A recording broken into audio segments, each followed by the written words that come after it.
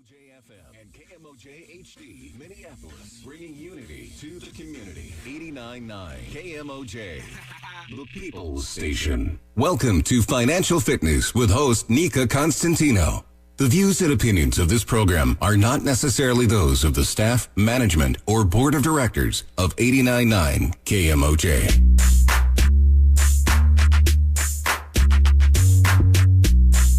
And welcome to Financial Fitness right here on 89.9 KMOJ, the People's Station. Financial Fitness over coffee and conversation, black coffee that is. I will have my coffee this evening at 1441 University Avenue. That's Elsa's House of Sleep, a black-owned business located at 1441 University Avenue in St. Paul.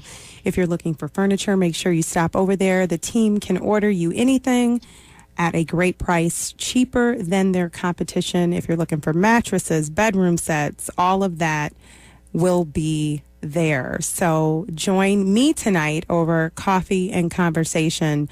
Tonight we have a special guest that needs absolutely no introduction.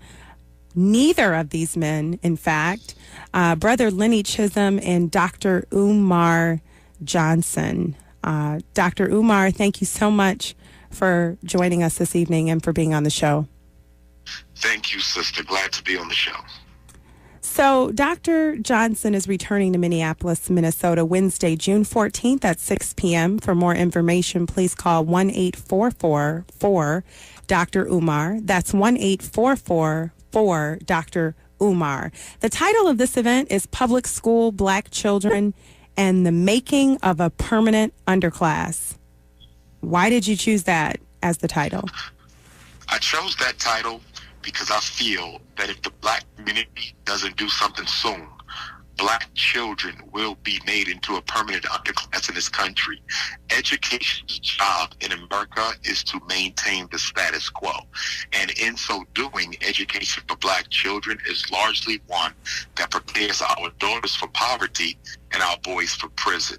And with new Secretary of Education Betsy DeVos's plan to eliminate public schools through charterization and vouchers program, I think public education in the black community will soon be a thing of the past if we as a people don't act now. Why is this an economic issue? Why is this a financial issue? It's financial because only through a proper education can our children be prepared to take advantage of the financial opportunity that American society has to offer them. It's public education since the beginning, since its inception, going back to the days of former President Thomas Jefferson. Public education was always a hierarchical system. Public education was never designed for every child to be given equal opportunity. There's two invisible tracks in American public education. There's the track for children who are considered to be the elite, the ruling class children, and then there is the track for the children of the servant class. Black children coming from a legacy of enslavement were automatically regulated to the servant class. And being regulated to the servant class, there's coursework, there's opportunities, there's college prep type of coursework that black children will never be exposed to because they're not considered to ultimately fulfill positions of management and positions of leadership in the country. So education, to many extent, sets you up to either be a giant of business or a slave to business. Well, I'm going to have to ask one question, and it is the funding question, which relates back to Malcolm X. He said, well, I don't know the exact quote, so I'm going to paraphrase it, and you probably know it better than I do. We should not be allowing others to educate our children, which is ultimately what has happened truly since the 1954 Brown versus Board of Education decision, is that our children have been relegated to be educated more so by others. What are your thoughts on that? Well, I totally agree with that. Education, even if African children were not being educated by the very same people that enslaved their ancestors, even if that were not the case, allowing your children to be educated by another culture automatically prepares your child to worship that culture. It prepares your child to respect that culture, and it prepares your child to see the world through the eyes of the culture that is educating and indoctrinating them fact, one of the reasons why African Americans cannot see through the matrix in which we exist here in America is because most of us were educated by public education. And in that education, we were taught to be loyal. In that education, we were taught to adore. In that education, we were taught to trust and identify with our oppressors. So to a large extent, in supporting exactly what you and Brother Malcolm have said, to a large extent, the purpose of public education is to teach you who to be loyal to. The purpose of public education is to teach you whose agenda you will ultimately fulfill. And I think the Black community has to take total responsibility for this situation, not America, because America has been racist since its inception. But we have to take responsibility because we have the financial ability to build our own schools for our children, but we choose not to. So what about the people who are listening tonight and they're driving and they're tapping in on this conversation and they're saying, listen, it's not about race. We've moved past this. And what are you saying, that we shouldn't be educating, our children? Are you talking about the school to prison pipeline? Is that a real thing? School to prison pipeline is a very real thing. The average reading level of an African American inmate in America's prisons is third grade. The average grade at which a Black boy is referred for special education is the third grade.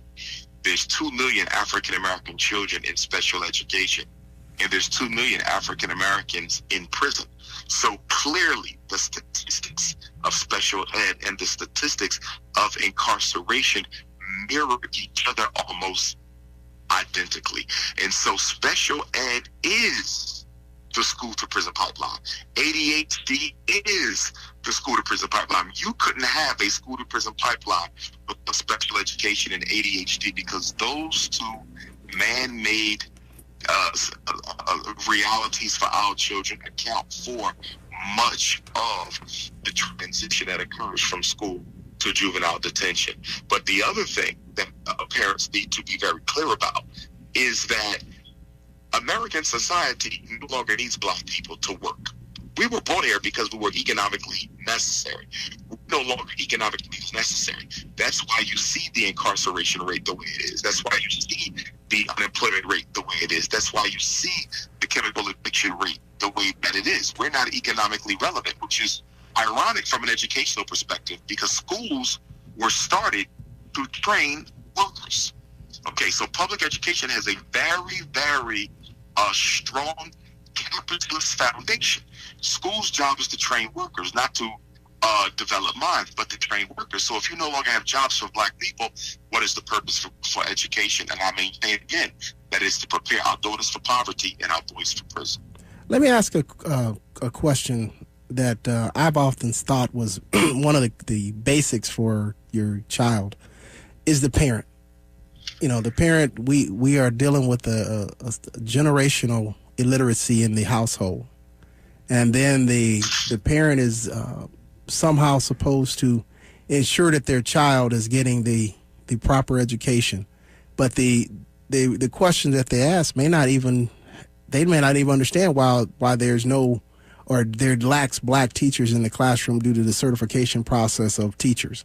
They may not understand how the taxes are shifted to those schools that have their kids and want their kids, but they're closing the schools in their own neighborhoods because they're saying that there's not enough. But actuality is the flip. There's not enough white kids in most of the suburban schools to support those suburban schools. So they want to bust them out there.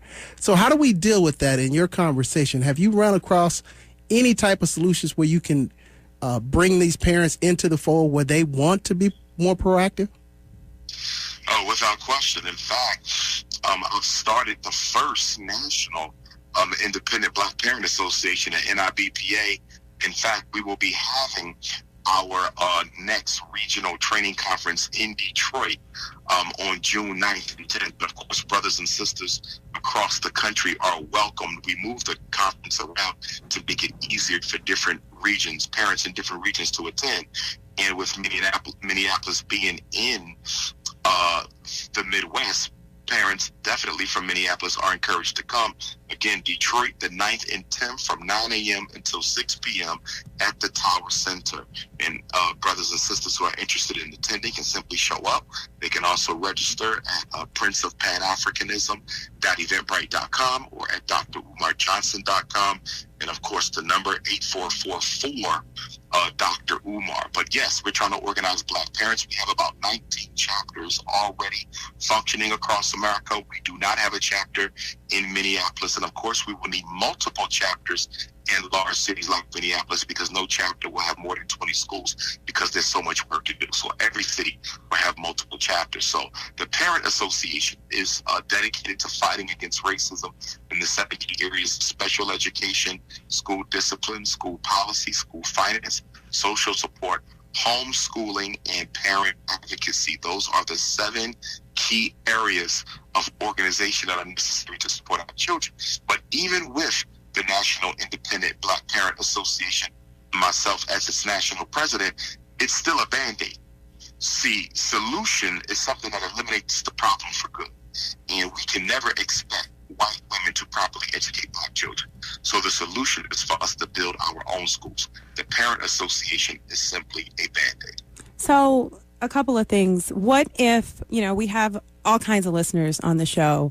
And so what do you say to a couple of people? One is a parent right now whose child is being referred to special education. 2, what do you say to someone who is an advocate? So even if you're a white woman or a white male and you're really an advocate in the classroom and you're doing all of the right things, what do you have to say to those folks? So to the parent whose child is being referred, and then to the advocate. Lastly, you said that the system is preparing our daughters for poverty, our sons for prisons. Can you please explain? Yes. Well, firstly, what I would recommend that parents do is come to my lecture, because there's no information they're going to get that's going to be more powerful and more effective than what you get at a Dr. Umar Johnson lecture when it comes to this. I'm probably the foremost African-American expert on special education in the country, so they need to come to the lecture. But 2 quick points for that parent. Number 1, never sign permission for your child to be evaluated for special education unless you yourself believe that the child needs it. Now, that sounds like common sense, but I can tell you over 85% of the Black parents who I've assisted in the past, most of them who signed permission for the child to be evaluated did not, in fact, believe something was wrong with the child. They simply went along with it because the teacher wanted the child to be evaluated. So our parents have to stop being passive in this whole process where we just condone what other people want done to our children. Never sign unless you agree. Number 2, the parent need to also do a what I call a pre-referral screening check on other possible explanations for why the child is struggling academically. Does the child go to school? Is the child interested in school? Does the parent work with the child at home? Has the child received adequate instructional experiences? In other words, are they being taught adequately? Is the school known for teaching children? Do they go to a less than adequate educational facility? Because if they do, it doesn't make any sense putting a child in special ed when the school itself is a part of the problem. Fix the school instead of putting a kid in special ed. Too often our kids are made scapegoats. As far as white people work with Black children, if they feel that they're doing the right thing, they can continue to work with those children. They also are welcome to come out to the lecture as well. I tend to get white folks who attend my lectures because they need the help as well.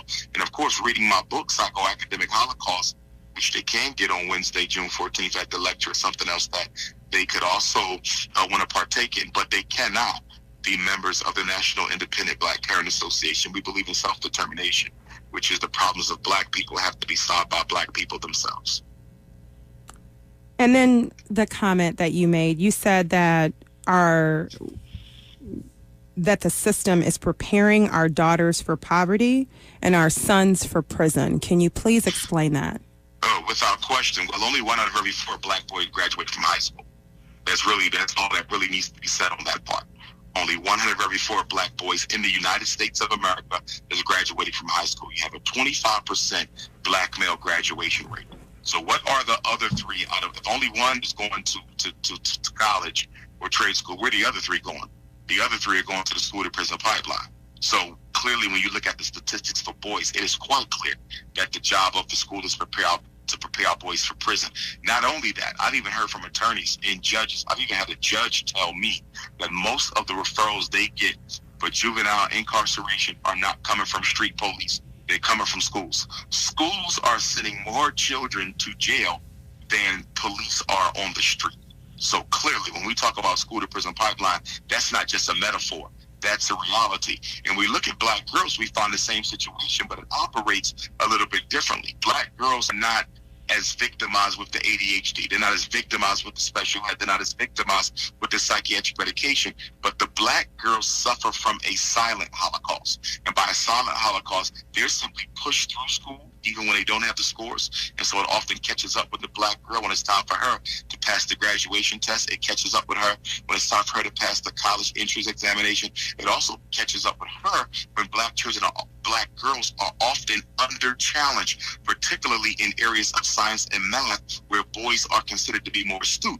Now, that's a stereotype that cuts across race. Of course, white boys are also considered to be more intelligent in math and science than white girls. But when you look at a black girl, not only is she considered to be less intelligent than the black boys or the white boys, she's also considered to be less intelligent than the white girls. So the black girls also suffer from a Holocaust, but theirs is more silent because it's not as aggressive as the campaign being carried out against the black boys. But the black girls are quickly catching up. When you look at juvenile incarceration for black girls, they're the fastest growing juvenile prison population, and even for young adults, black girls are the fastest growing prison population, which kind of makes sense because after you disadvantage black males, next in line is automatically the black females. So clearly, we have to come to the aid of both our boys and our girls.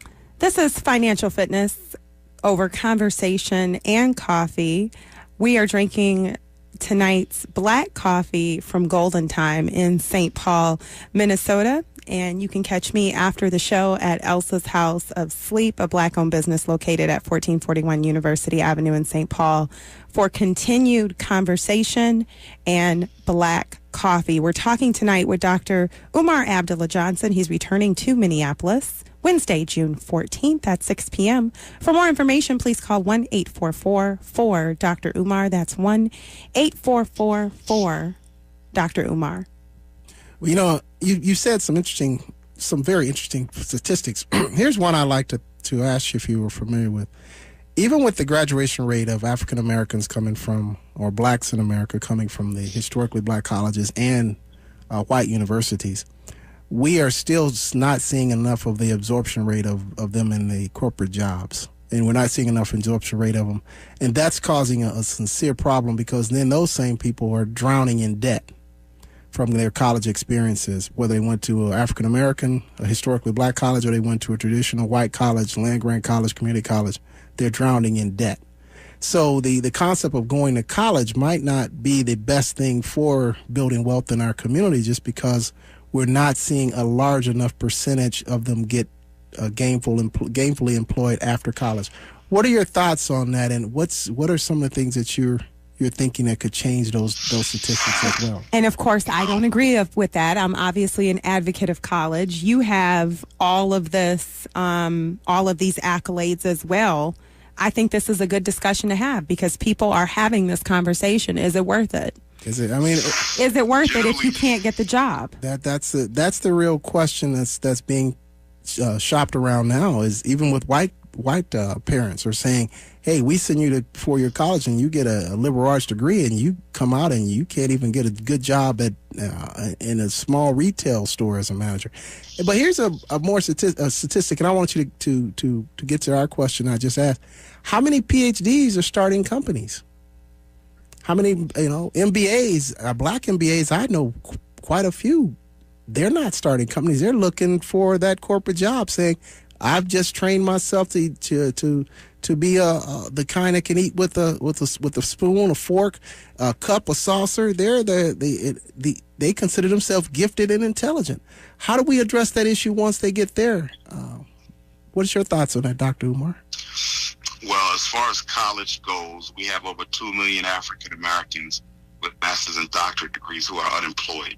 I regularly get emails from brothers and sisters looking for jobs. I've even gotten emails from attorneys, which is absolutely mind-blowing to get an email from a licensed attorney who can't find work. The bottom line is white people don't hire black people. They never did, which is why the black middle class is something of a myth in America. The black middle class was created by the government itself through public sector jobs. Had it not been for the post office, had it not been for fire, had it not been for police, had it not been for those types of jobs, there would be no black middle class. The government literally had to create a black middle class with public sector jobs. You take out the public sector jobs, you don't have a black middle class. Now, you said something extremely important. Let me interrupt you just a second. You said something extremely important, which is what a few years ago, D.C. Mayor, I think his name was Fenton, went in and basically laid off quite a few of the public sector workers in the public sector jobs in D.C., particularly the school system. And that in itself, he was the only mayor to not be reelected in Washington, D.C. after he did that, because he wiped out the middle class. And you're absolutely correct. The first middle class was the post office workers. And so those are the things that we are... along with the other municipal jobs, of course, police, they were considered the petty bourgeoisie at the time as well. That was the petty bourgeoisie. And unfortunately, we still have not yet grasped the concept of creating jobs for those 2 million or so that you're talking about, because we don't have enough income in our communities to sustain them that's not related to public sector work. Let me also say this, though. I think that black parents, when deciding on whether or not they're going to send their child to college, I think they need to have very serious conversation.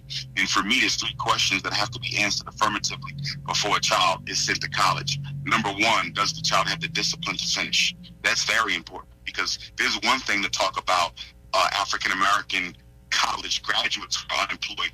It's something totally different to talk about African-American college dropouts who are unemployed. So now you're talking about brothers and sisters who may have anywhere from $20,000 to $80,000 in debt without a degree. That's another sizable proportion of our children. I just had a conversation with a friend of mine yesterday who was talking about the amount of boys who were being kicked out of a predominantly white institution, black boys, black young men, because they were not making the grade. So number 1, they gotta have the discipline to finish. If you can raise your child to be disciplined, to be able to get things done without you being around, then why are you sending them off to college? So that's number 1. Number 2, are they majoring in an area that is going to be economically relevant for them after graduation? Too many African Americans are steered into careers that have no economic benefit, meaning they won't be able to find a job or start a business with that particular career.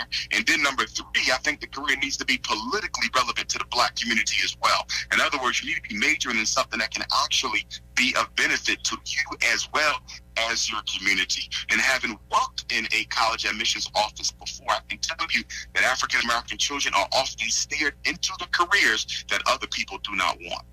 So a couple of things. You've said so many things, and there's been some comments that have gone out that I want you to clarify. One of the things that you said is white people don't hire black people.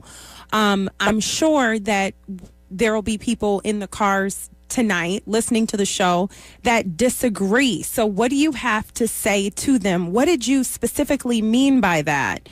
And when you talk about being an... Exactly what I said. Okay. White people don't hire black people. If you take out public sector jobs, if you take out the public sector, African Americans constitute less than 15% of corporate jobs in America. Well, you know, you're going to get some pushback on that, though. In your municipality, it can be as low as 3 to 5%. Wait a minute, Dr. Umar. Let's slow down now. Slow down. Slow the horse. For white corporations, but as a rule, white corporate America does not hire black people. That's let's slow that horse, man. Let's slow that horse, because you remember you're going to be dealing with what they call an MBA group that says that they work at the various institutions of corporations and so on and so on. Yeah, but and they're the lovely. We're talking about the race. Yeah. Remember now, we're not dealing with tokenism and individualism. We're talking about systematic opportunity. So are you, for example, are you calling me a token tonight? Are you calling me a token tonight? Is that what we're doing? We can't be defensive about the conversation. Yes, you're a token. I'm a token. I'm one of the few black male school psychologists in the country. Yes, you're a token. Yes, you are. Okay, systematically, white corporate America don't hire black folks. Systematically, med schools deny black folks. Are there black doctors? Of course. I know a whole bunch of them. They donate to the Frederick Douglass Marcus Garvey Academy religiously. But as a rule, systematically speaking, there are professions and there are certain types of industries in this country where African Americans are largely kept from participating in. That should not come as a shock. Well, I'm gonna agree with you. I mean, ouch. I guess I can say ouch. I mean, I don't. I mean, you done bloodied her up. You done bloodied her up over here, man. She bloody. Controversial statement. If anyone reads Black Enterprise or you read any type of economic newsletter, I mean, the statistics are glaring. Let me ask you a question, Doctor. Economic newspaper at the airport the other day talking about the dismally low rates of African American participation. Let me ask the question now. Let me slow you down now. We have all these educated black MBAs. We have all these educated black folks with PhDs in different aspects of business, coming from the Temple University Fox School of Business, University of Pennsylvania Wharton School of Business, coming from MIT and all these other places, and can't get hired. So let me ask this question: what do you think of the dirty job sector, construction jobs? I mean, that's where the bread. You better go back to it. That's the bread money. That's the bread money. Let me say this really quickly. Yeah. There's a myth that the black family was destroyed by slavery. That's a myth. The black family perpetuated itself quite successfully all the way through slavery, through Reconstruction, through Jim Crow, through the Civil Rights Era. Black men were still married to black women, even at the risk of death. You don't begin to see the decline of two-parent homes, the decline of marriage, traditional black male-female marriage, until 1970. You know why? Because in 1970, that's when the United States government went into the black community and began to systematically eliminate the blue-collar jobs from the black community. They shut down the factories. They went into the high schools and dismantled the industrial building trade programs, the carpentry, the plumbing, the electric, the auto body. Up until the 1970s, black men could take care of their families without a college degree by using their hands. But in every decade after 1970, the ability to do that became fewer and fewer and fewer. And that's what also gave rise to the mass incarceration industry, which begs the point that you're making, that one of the mistakes we made as a community was telling all of our children to abandon blue-collar work for white-collar work. It was a big mistake. Thank you to Black Enterprise Magazine and Jet Magazine and Ebony Magazine for putting that black person on that cover with that suit and tie on. That was some of the first things they did, and they have never, and I will repeat, I have not found one. I've looked at quite a few. They've never talked about the black man as a blue-collar worker being successfully taking care of his family. That's right. And that in itself is perpetuating a narrative that you can only be successful if you have on a shirt and tie. When the truth of the matter is this, there are electricians who make as much money as doctors. There are plumbers who make as much money as engineers. There are auto mechanics who make as much money as surgeons. One of the biggest mistakes we've made as a community was sell our young people a narrative that suggests you have to work at a white-collar job in order to be successful. And so now when you look at America's major cities, Minneapolis included, and you will see that most of the blue-collar work, the construction contracts... Brother, we got to go, man. We're going to have to let you go. We can't sell it all right now here on this radio show, but we want you to come in on June 14th, man. We are encouraging people to go over there to listen to you on June 14th at the Capri Theater, right down the street from KMOJ, right here in the studio. Yes, sir. This is Dr. We have been joined by Dr. Umar Johnson, and this brother dropped the knowledge today. Don't slip on it.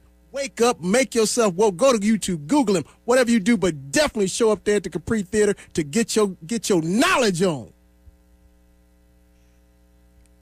Thank you for listening to Financial Fitness with host Nika Constantino. Tune in to Financial Fitness next Wednesday at 6 p.m. on 89.9 KMOJ, the People Station. Good evening. The beautiful lie and ugly truth about menthol.